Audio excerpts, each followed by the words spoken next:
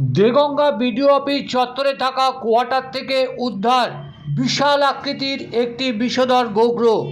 বুধবার যা ঘিরে চাঞ্চল্য ছড়ায় সকাল থেকে।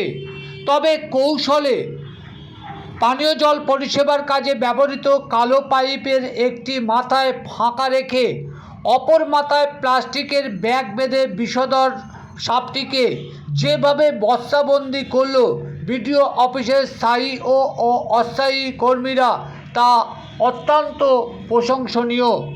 এরপর সাপটিকে উদ্ধার করে নিয়ে যায় উত্তর 24 পরগনা জেলা বন দপ্তরের কর্মীরা। প্রায় 6.5 ফুট দৈর্ঘ্য বিশাল আকৃতির বিষধর সাপটিকে দেখতে ভিড় জমে যায় বিডিও অফিসের চত্বরে।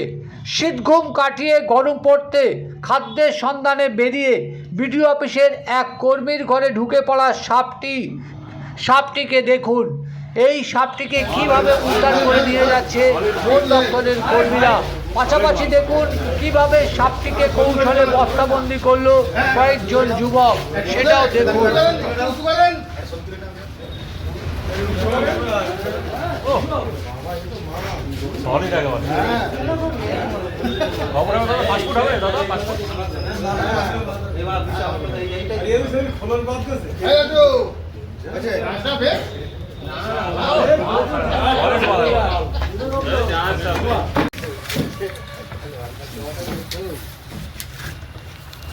এটা কিন্তু ঢোকালে নিচু করবে না, উঁচু করবে, ঠিক আছে? মাথাটা উঁচু করবে ঢোকালে বাসটা আমাদের এটা দিবি আমি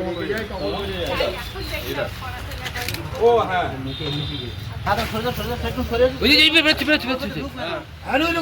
উঁচু করবে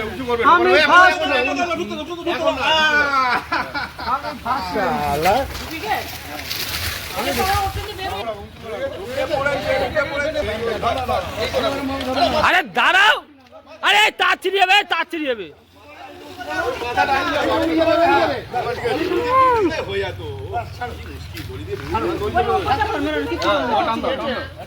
না, লুকতে পারবে।